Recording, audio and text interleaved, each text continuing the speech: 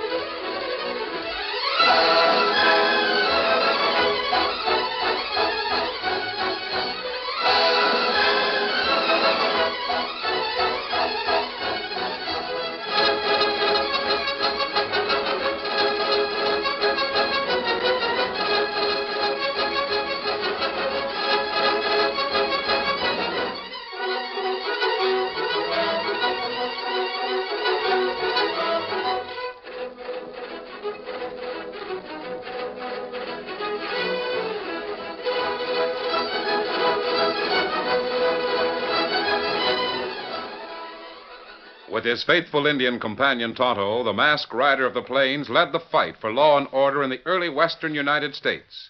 The stories of his strength and courage, his daring and resourcefulness have come down to us through the generations. And nowhere in the pages of history can one find a greater champion of justice. Return with us now to those thrilling days of yesteryear. From out of the past and the thundering hoofbeats of the great horse Silver, the Lone Ranger rides again. Come on, Silver, down the trail. I'm Silver. Away!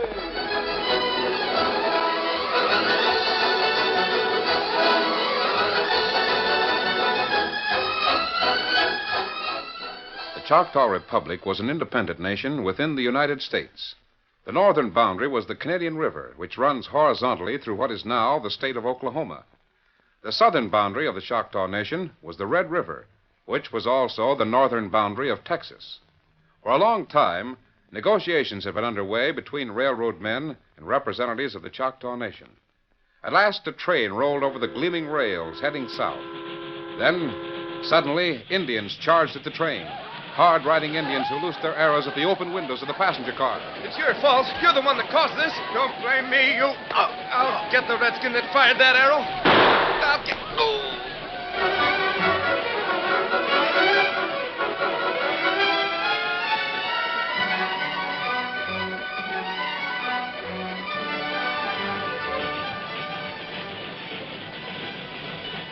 The passengers, both of them, were dead.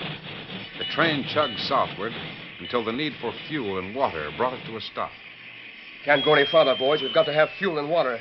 This is the last chance we'll have to get it. Come on, Sam. Rogers is right. See any redskins around? Yeah, there's some on horseback over yonder. Maybe we can get what we want without them seeing us. Make it fast. They've seen us. Here they come. Rogers, try to hold them off. I'll try.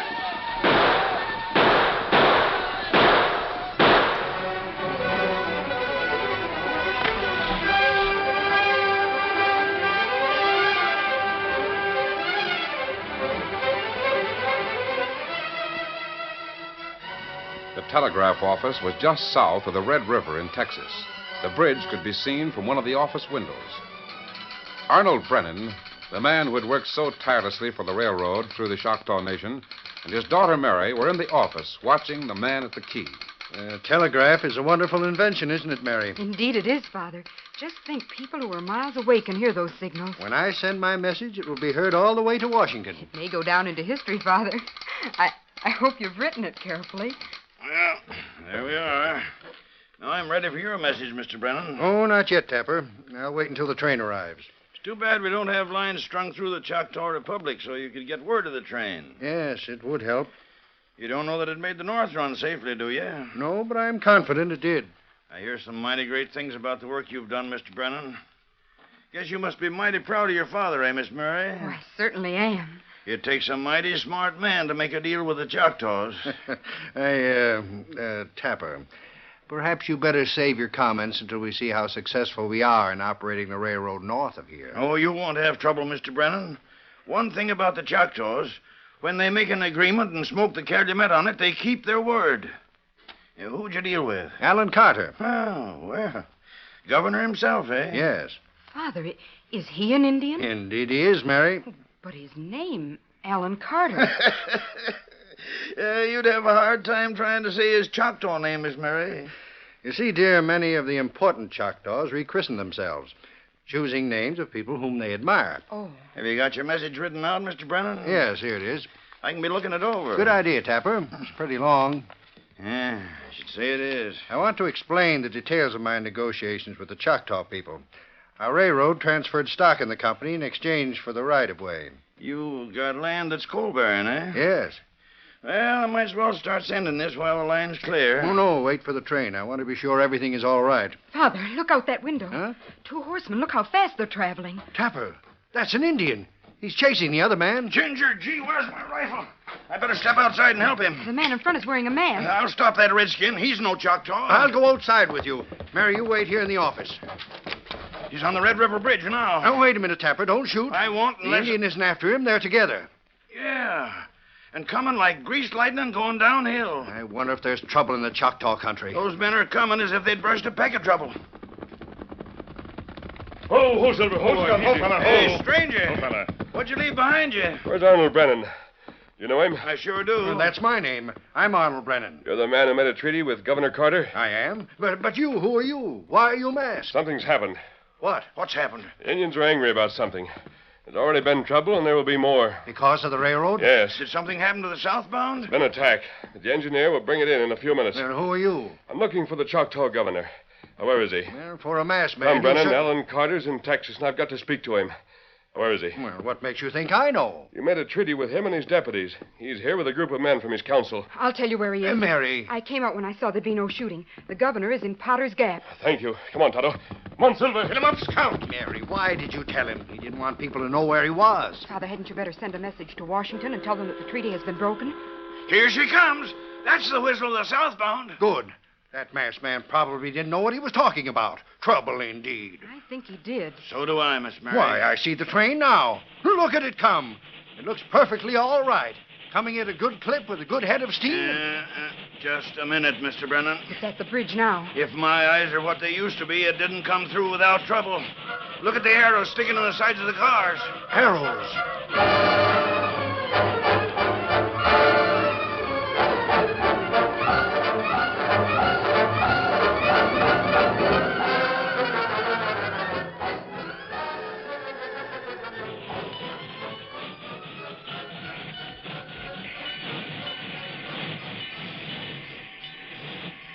Father, look. Look at the engineer. He's hurt. Rogers. I got her through, Brennan. Here, let me help you down. Give me a hand, Tapper. I'll go into the telegraph office and get some water and bandages. Miss Mary, there's a medicine box on the shelf over the washstand. All right. Steady now, Rogers. We'll fix you up all right. Indians. They attacked. Now, don't try to talk till we get you patched up. You got any wounds besides this one in the shoulder? Oh, I was lucky. Where's the rest of the train crew? Beside the track. Dead. Well, one step here, Rogers, then you'll be in the telegraph office. You can lie down on the couch. Big mistake, Mr. Brennan. Big mistake. Go ahead. I'll close the door. There you are, Rogers. And I never thought I'd make it. If we hadn't had steam enough, I'd have been stuck. I couldn't throw in more fuel. I'll cleanse the wound. Better let me do that, Miss Mary. No, I'll do it. Please loan me a knife to cut away the shirt. Yes, Rogers, you couldn't have been delayed very long. It don't take long for an arrow to kill a man. Do you want to tell me about it now or after you've rested? Now, I want to get it off my mind. Oh, I'm sorry. I'll try to hurt as little as possible. It's all right, miss. Did you have any trouble on the North Run? Well, not much. We killed a few of the Indians' pigs that got on the tracks. And when we stopped for fuel and water, the Indians that owned the land our rails went over came to object. They didn't seem to like the stock certificates they got for their land. What did you do? We had some passengers. They had liquor. They gave the Indians a few drinks, and we went on. Then when we started back, we had the trouble. It seems that the Choctaws all along the line were laying for us. They picked off 2 passengers with arrows as we passed. I had to stop for water and fuel. They closed in and got Sam and Hank. And how did you get away? I still don't savvy how they worked it. Who? The masked man and his friend. The masked man? Who? I don't know, Brennan. There was a masked man and an Indian. They charged up against those Choctaws all of a sudden. Sent them skedaddling. And they loaded me up with fuel and water. They saw there was nothing could be done for Sam and Hank or the passengers. Then the Choctaws who had reassembled came toward us. The masked man told me to get going. He and the Indian did the same. I see. Was it after that you got wounded? No, I got it before the masked man showed up, but I didn't let on. I thought it wasn't much. There you are. I think it will heal all right. Gosh, Miss, thanks a heap. Take a rest, Rogers. Tapper, I'll send a message now. Yes, sir. Unhappily, it won't be the one I hope to send. That's tough. You can throw this one away. The message Mary thought might make history. You want to write out another one? No. You have the name and address of the recipient. I'll dictate as you send. Careful wording isn't necessary in a message that reports failure. Just a minute. Someone just reined up outside. Say, mister, What is it, lad? I'm looking for a masked man riding on a white horse. Was he here? Yes, I think he went to Potter's Gap to talk to the Indian governor, Alan Carter. Do you know him? Yes, sir. Thanks. The masked man again. Come on, Victor. Well, you ready with the message, Mr. Brennan? Yes. Sorry to report complete collapse of hopes and plans. Choctaw Indians attacked first southbound train, killing passengers.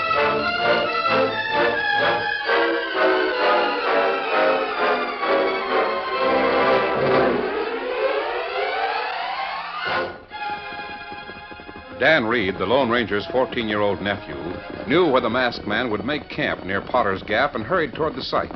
The Lone Ranger was on his feet to meet the boy. Oh, Victor. Oh, boy. Oh. Dan, you pushed your horse a little hard. Yes, sir. I wanted to get to you as soon as I could. How did you know Tonto and I had left the Choctaw country? I asked at the telegraph office. Where's Tonto? He's in town. He'll be here presently. I knew you'd cross at the Red River Bridge, so I asked at the office. Was the train in? Yes, sir.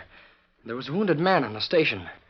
I think he was the engineer. The engineer wounded? Badly? Oh, he didn't seem to be. Where were you looking for us? Well, I was in town waiting for you, as you told me to. I heard a few things that made me expect trouble with the Choctaws. Yes, it's already started. Oh, golly. I wanted to warn you in case you and Tonto were still north of Red River. What did you hear in town? Well, some Choctaw Indians came in to buy supplies. They acted as if they were rich and picked out a lot of stuff in the store. They tried to pay for it with stock certificates. Stock certificates? Yeah. Stock in the railroad. Oh, I see. And the storekeeper laughed at them and told them the paper was no good. Golly, they were really mad about it. What did they do? Well, they argued. They said they'd sold their land to the railroad for the paper, and if their stock couldn't be traded for supplies, they'd been swindled. Then they left town, grumbling in a way that didn't sound very good. A lot of things have contributed toward the trouble. That's just one of them. But they weren't swindled by the railroad, were they? No, Dan. But it'll be hard for them to understand the fact that they can't buy goods with stock shares. Golly. I hope things can be settled without war. Why does there have to be war anyway? Sometimes, Dan, war is the price of peace. I guess that's right. Tonto's going to try and talk to the Choctaw governor. If he can arrange it, we'll meet him this evening. Oh, I'd sure like to meet him. Wait a minute, Dan. Sounds like Tonto's horse. Yeah, it is. It's Scout.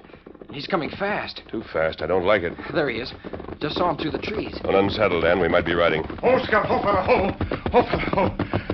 Big trouble in Potter's Gap. Plenty big trouble. You come, help Tonto. What's wrong, Kimosabe? 10, 12 Choctaw in town. All stay at hotel. Fellas, come in. Tell how Choctaw kill railroad passenger. All town mad. Try kill Choctaw. Great guns. You mean to say that people are going to kill the Choctaw governor and his council because the railroad passengers were killed? That's right. That will mean a war to the finish. Steady, big fella. Follow us, Dan. Right. Come on, Silver. Get him on the scout. Victor.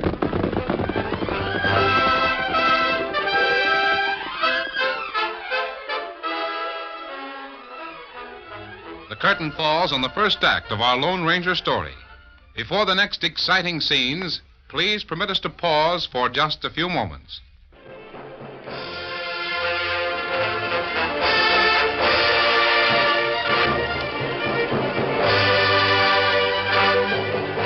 Now to continue our story. Tonto brought startling news to the Lone Ranger. The pioneers in Potter's Gap were highly indignant when word came that passengers on the first train to cross the Choctaw Republic had been killed. Mobs formed to storm the hotel, where there were a dozen high officials of the Choctaw Nation. Sheriff, they'll tear down my hotel to get at the governor. I know it, Pete. Where's the Choctaw? Oh, I tried to get them to hide in the storm cellar, but they refused. They're all in the big room in the rear. They got guns? No, and they wouldn't take any from me. Oh, the governor's a fine man. If anything happens to him on this side of the Red River, there'll be the devil to pay. Oh, they'll have the door busted down in a minute. I know that. Hang it, we... Sheriff. Huh?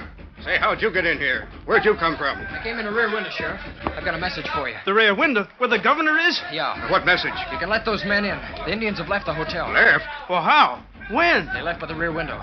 You see, Governor Carter knew Tonto and trusted him. All the Indians got away. Tonto? Who the Sam Hill's Tonto? He's an Indian. A friend of the Lone Ranger.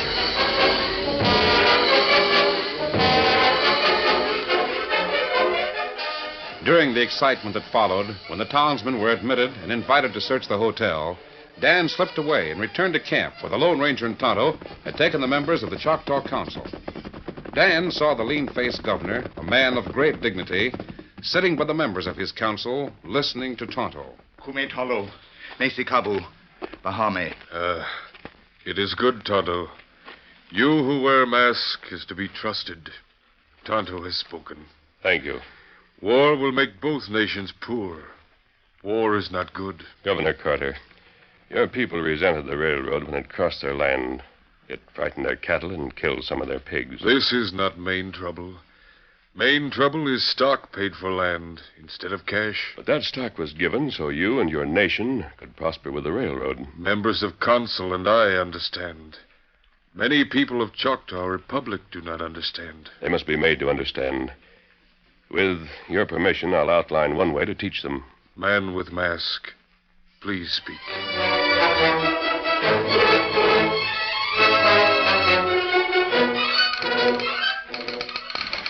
Tapper. 1 minute. I'm just finishing a message, Mr. Brennan. Go ahead. Mary, how's the engineer? Oh, he's sleeping now, Father, and quite all right.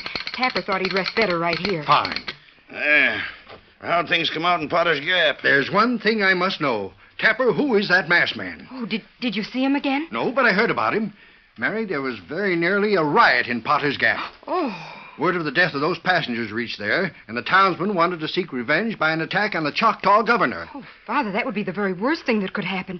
It would forever end all They hope didn't of... get far. Someone managed to get the governor and his council out of town by a back trail while the mob was battering down the hotel door. Someone? The man who wears a mask. Something told me. Huh? When he asked where he might find the governor, I felt that he should be told. You criticized me for telling him. I wonder who he is. You got me wondering, too. I'd wonder more if there wasn't something else on my mind. What's that, Tapper? Look out the window. Look on the far side of the bridge. What is it? Indians. There must be 100 of them. I had my spyglass on them. They're painted for war. Mary, you'd better get away from here. Looks to me like they're ready to cross the bridge and get at the train. Maybe it would be well to move the train. The tracks run a good many miles to the south. Well, what was that about the train? Rogers, I'm glad you're awake. How do you feel? First rate. I guess I've rested for a couple of hours. Are you up to handling the train? I can manage. If there's someone who can get up the steam, I'll need fuel. I guess there's water enough for the time. Why? You better hurry, Rogers. Redskins across the bridge. They won't cross into Texas, will they? They're ready to do anything to get at the choo-choo. Here, give me a hand. I'll help you fire it up. Easy now. You shouldn't try to move yet. It's necessary, Mary. I'll give you a hand. Come on, Rogers. I'll be all right in a few minutes. That's the ticket, Rogers. Get the train safely away, Rogers, and you'll earn a bonus. Come on outside. Show us how to fire it up, and we'll do the work.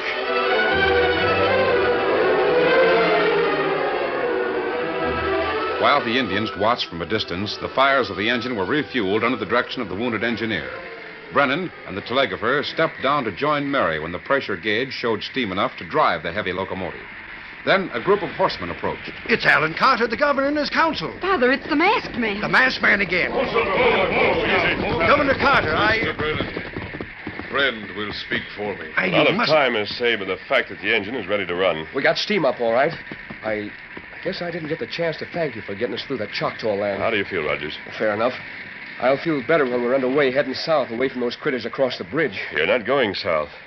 No? You're taking the train back to the Choctaw Republic. What? Oh. Are you mad? The governor and his council will ride in the passenger car. Even so, look at those painted Indians. Now, Mr. Brennan, I think it would be a good idea if you go, too. I? Not on your life. I wouldn't cross that bridge under present conditions for any amount. It is my request. Governor Carter, it was all right when we were talking about a treaty, but now Treaty I has been signed. Treaty will be kept. Masked man will help bring everlasting peace. You ride? Father, you'd better. I'll go too. No, I'll go, Mary, but you stay here. I don't know how long I'll be gone. You'll be back in less than an hour.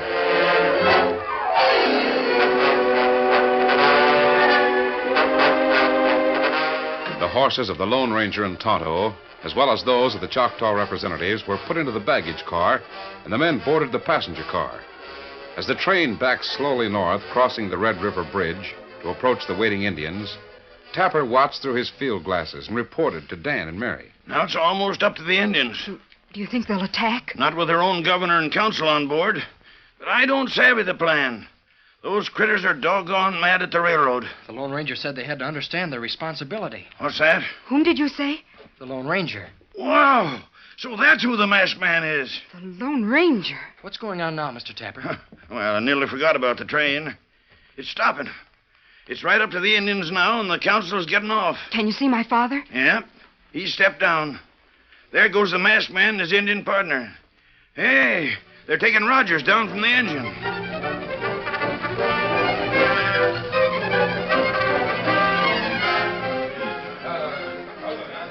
Are you sure you can stand alone, Rogers? Yes, I'm all right. You just tell me what to do, and I'll do it. Stand next to the engineer, Tonto. I think he'll be getting back into the cab in a few minutes. You watch him. Did you tell the Choctaw governor what to say? We discussed the plan, Mr. Brennan. He's getting ready now to address all these Indians. I hope he can pacify them. It certainly looks as if they'd like to let us have those arrows. Members of Choctaw Nation, your council has returned with happy news. A great treaty has been made with railroad company. Some of you are part owners of railroad. Who among you has paper like this? What's that he's holding up? A certificate of stock in the railroad. You have traded your land for part of the railroad. Step forward. You are part owners of the railroad. The company did not pay you in money for your land. They gave you the railroad. There. The iron horse that breathes fire. It is yours. Take it. Run it. You will receive money for the passengers and goods you carry. Is he serious? Is he really giving them the locomotive? Wait until he finishes, Mr. Brennan. Your cattle was frightened, but it will become used to the iron horse. Your pigs were killed, but there will be fences to keep them off the tracks. It is your own railroad that did this damage. Look at them. They're beginning to understand that this choo-choo is their own. Now you must learn to run the iron horse and make it obey your commands. You must take care of it and keep it in good health. This is the command of your consul and your chief. All right, Mr. Brennan. We'll return to the telegraph station and wait there. Without the locomotive or the cars? You can ride with me. Tonto will carry Rogers on his horse. Oh, very well. You seem to give me a feeling of confidence. First part of plan has been carried out. Thank you, Governor Carter. We'll return to Texas and wait in the telegraph office. Let my people examine Iron Horse and learn difficulties of operation. I will remain to give further explanation. We'll be waiting. The small telegraph office was crowded. Brennan and his daughter watched the distant Indians through the window. Tapper watched through his spyglass. Rogers, the engineer, rested on the bunk. And the Lone Ranger and Tonto waited near the door with Dan Reed. Presently, Brennan reported, Some Indians are coming across the bridge. What do they look like, Tapper? They don't come as if they're looking for trouble. They've got an extra horse with them. Why, so they have. What are the rest of the Indians doing? Still climbing all over the cars and engine like kids with a new toy. I dislike the idea of giving away a locomotive. You haven't given it away, Brennan. It had to be used as an example, so the Indians would understand what their stock shares meant. But if they try to operate Maybe it, the Indians who are coming will have some interesting information for us. Tonto, you and I will go outside to meet them. May I come? Of course, Dan. Say, Mr. Brennan, I still have that message you intended to send. The one I tore up? Yep. I pasted it together. I got it right here. Maybe I'd better get ready to send it, eh? But how can I send such a message? The Indians attacked the train? That is before they realized they were attacking their own property. But how? And it was before the Lone Ranger stepped in. The Lone Ranger? Is that who that masked man is? I'll just check, make sure the line's clear. Brennan, the Indians have brought a message for you. Yes? What is the message? They can't operate the train themselves. They're willing to pay your engineers and firemen to run the train for them. Well, that's me. The pay will be deducted from their profits when dividends are declared on their stock. They are very proud of the railroad. Promise to see that it gets the very best of care. Why, that means that's exactly what I wanted from the start. Exactly. Only now they understand cooperative ownership. Mary, did you hear that? Tapper, you have my message to Washington. Precede it with this. I'm sending the name and address right now, Mr. Brennan. Great.